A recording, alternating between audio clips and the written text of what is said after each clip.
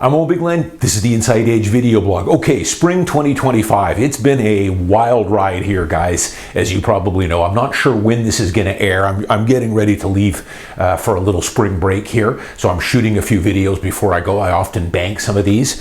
So we're into mid-April right now. It's been a wild ride here in the stock market, up and down. As you guys, if you follow me on X, I'm not that active on X, but every now and again I'll go on a little tweet storm. So I've been putting out some things on X on the stock market, what I've been buying, the old, my motivational stuff about just stay calm.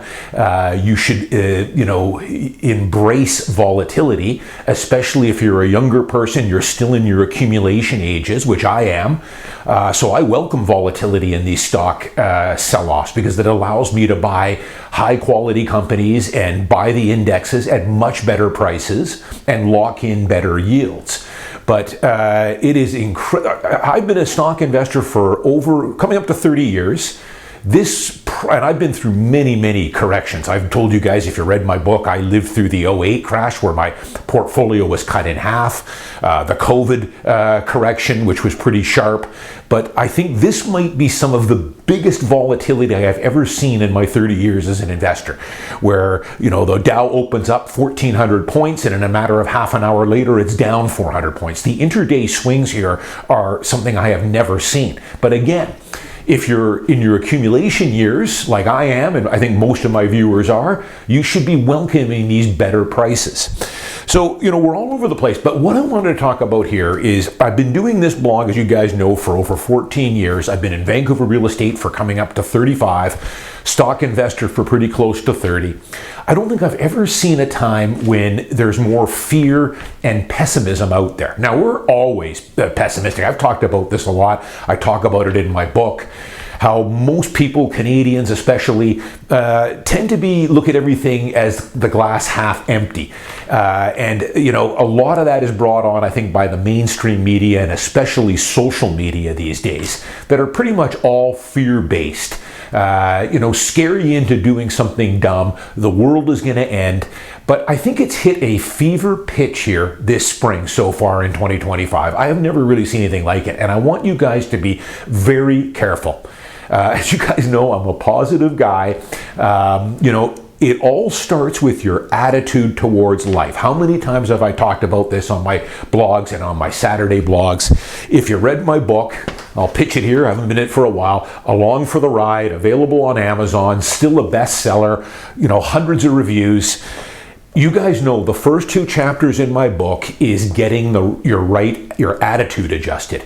You have to be positive and optimistic towards life. It doesn't mean that, it's all sunshine and roses. I complain a little bit to my wife as well about things, but it's in and out of my consciousness very quickly. Overall, my long-term outlook on things has never changed in the last 35 years. And it's something that my mentors and my father have instilled in me over the last 45 years. You have to look at things with a positive outlook because in the long term, unless you're a trader or a speculator, things are going to work out in your favor if you buy and hold quality assets, and especially when you can get them when they're on sale. So you've got to get your mindset in. The first two chapters of my book, I talk about that. Unless you can get the proper mindset as an investor saving for retirement, you are doomed. How many times have I told you this? Hate to be too bad, doom and gloom here, but you are done. You have no hope in life unless you have a plan and you're going to stay optimistic and positive about things. And there's still a ton of things to be optimistic about, which I'll get to in a minute. But, you look on YouTube or on social media. I should tell you guys, as you guys know, I'm not on social media other than X, which I've got 2,600 followers on there, but I don't tweet out very much, maybe once or twice a month, that's it. And I don't respond on X. And then my YouTube channel. But I've never been on Facebook in my life. I've never been on TikTok or Instagram or any of those things. I just don't have the time for it, and it doesn't offer me any type of value proposition. But, on YouTube, for instance, before I shot this video, I just took a look at my latest video. And then I went down the right-hand side there where you have those recommended videos. And I'm going to say, you guys can maybe let me know what you think in the comment section. I'm going to say 95% of the stuff that's on YouTube right now involving real estate or mortgages or the economy, or the stock market or investing is negative. Doomsday stuff, we're all going to die. So I just took a quick look here for 30 seconds and I jotted down along the right-hand side to my latest video what they're offering up for me anyways, and it's probably going to be the same thing for you guys. Look at this quick snapshot of headlines. Buyers are MIA. Prices crashing. This price is dumb. Losing your shirt. The sad reality. Never buy this. Vancouver condo apocalypse. Massive losses coming. So Toronto stuff here. Toronto's crumbling condo market. Inflation surges and investors are leaving Ontario. Bad numbers for first-time buyers. Young Canadians are mad. It started. 2025 crash. This guy's been saying this. This guy's a guy from Toronto. It started the 2025 crash. This guy's been saying this since 2023, and he looks all of about 20 years old or so. So I don't know what kind of experience he would have on the market. Another one here, worst market since 1996. This guy looks to be about 23 years old, so I don't know what kind of experience he would have back in 1996 on Toronto's correction there. Condos in trouble. It's too late now. Fear, greed, regret. Those are some of the headlines. It's nuts. So, what I've said many times on this blog, guys, you have to really weed out who you're listening to. The internet is an incredible, fantastic resource. I wish I had it when I was, in my teens. I just relied on books and some mentors that I had. But it's a double-edged sword. Yes, you can dissect some very good information if you're very specific on who you follow and do your due diligence.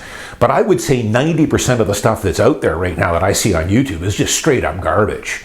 And these people that are giving you these videos have no clue about the topic they are talking about, whether that's real estate, the economy, the stock market, whatever it is. They have zero background in this. But that doesn't matter. That's not the game they're playing, guys. They don't care about giving you good, actionable advice or good counsel on any of this stuff. Their game is to get clicks, to get revenue off their YouTube channel.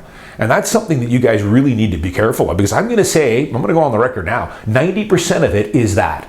It's people that are just trying to bait you with these doomsday headlines to get a click so they can earn 2 cents on every view. That's what it is. And that's what these guys are earning. I look at some of their subscription numbers. Some of them are up there, but they're just eking out $300, $400, $500 a month probably. So be very careful who you're listening to here, guys. I still say you should go back to the basics, is what I tell a lot of young people I meet. Go on to Amazon and start reading some books. You can go on Amazon and buy so many great business investing books on real estate, on the stock market, and everything else for $2, $3, $4, $5 a book used.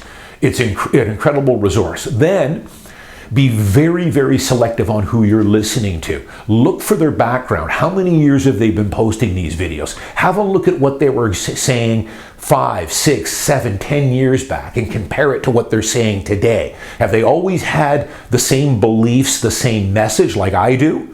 Or do they change whatever way the wind blows? Some of these guys, when the markets are hot, it's buy, buy, buy. When the market turns a little cold, it's the crash is coming and sell. They're morons, these people. Again, it's not about giving you good advice. It's about getting clicks and making a few dollars. So you got to be super careful. But, I think these days, with our election coming up here and all the other stuff that's going on, this might be posted after the election. We'll see. At this point, as you guys know, I vote. I'm going to vote Conservative, big surprise, but I don't know if we're going to win. Probably not. Looks like the Liberals are surging here. I feel sorry for young people. The Conservatives would be your better choice. If you're an old guy like me, hey, I'm still voting Conservative, but hey, the Liberals are probably going to be the status quo. They'll keep the value of my real estate high and everything else. So they'll, but if I was a young person under the age of 45, probably Conservatives are the way to go. Less taxes, stimulate business, and all that other stuff. But I'm at the point where I'm just indifferent. I don't really care because, as I've told you guys, whoever's in power is not going to have any material difference on me, my lifestyle, my finances, my retirement, anything. I've supercharged it and I've bulletproofed all that a decade and a half ago. But make sure you vote. But boy, I see a lot of pessimism, and I see a lot of people, that have given up hope. And, that's sad enough when someone's in their 50s, 60s, or 70s. But, I see a lot of young people in their 20s and 30s that are giving up hope on buying a house or saving for retirement. And it should be that way. As I've said many times in my blog here, Canada, we should be one of the wealthiest countries, wealthiest nations in the world, easily in the top 3 or 4. We should be pumping gas here, getting our gas at about 55 cents a liter, and even at that, a lot of it's going into the tax roll. Houses should be affordable. We should have a booming economy. We should be taxed at a marginal rate of about 25% instead of the 50% that I'm taxed at. Business should be crawling over each other to open up headquarters here. Clean drinking water, fresh air, educated workforce, yet, we're hurting. And a lot of Canadians have given up hope, which it should never be like that. We should be booming up here with our oil and gas and all the other things we've got. As I said, Canada is a supermodel. And there's not many supermodels in the world. We are one, but we're definitely not acting like a supermodel right now and haven't been for well over a decade. So we'll see where it goes. But guys, my warning to you is stay positive. Keep your head down. There are so many opportunities. Go back and watch my Saturday blogs. I won't get into it on this one. I see more opportunities than ever. But the hard part is you've got to weed through so much of this negativity and pessimism that's out there. People that have given up hope. And a lot of these people that have given up hope, guys, remember, they want to get you into their cocoon. It's that misery loves company crowd that I like to talk about. And if you've got some of those people in your sphere, friends and people that you know, I'll tell you right now, do the old thing that Tom Vu used to say, get rid of them. And that was good advice. Get them out of your sphere of influence. You can't be around those people because that's all they're trying to do. They want to bring you down with them. They've made some terrible mistakes in their life, and it's been compounding over many years because you don't just make 1 or 2 mistakes. You make multiple mistakes over a long period of time to be able to, when you've given up all hope, let's face it. Get them out of your sphere. You have to remove them. Buckle down, start reading more books, start turning positive, move yourself up that pay scale that I often talk about, and usually that means becoming self-employed in some manner. You're not going to do it earning a paycheck. A lot of times you have to do that to start, but start working on becoming self-employed. That's where you're going to make the big dollars and be able to live the dream here, because the dream is still alive and well in Canada. It is. It's just that you've got to wade through a whole lot of misery and pessimism to get there. So my message to you is to stay positive. If you haven't read my book, you guys should start with my book for $10. That first 2 chapters will get you in the right direction there in your attitude. Your attitude is everything in life. You have to do things. One of my early mentors used to talk about enthusiasm a lot. And I've talked about this before, where I'll see people in kind of mundane jobs. I talked about that guy that I saw at Sweet Greens down in Santa Monica last summer, who, most of the time you see those people, they're, just barely moving, they're sad, they're not very friendly. Every now and again, I'll see a guy that is doing his job, even though it's not the greatest job. It's definitely not a career for this guy. But he was doing it with enthusiasm. And, I struck up a little conversation with him because I'm always interested in these people. And sure enough, he was going to UCLA or USC. He was doing this as a summer job.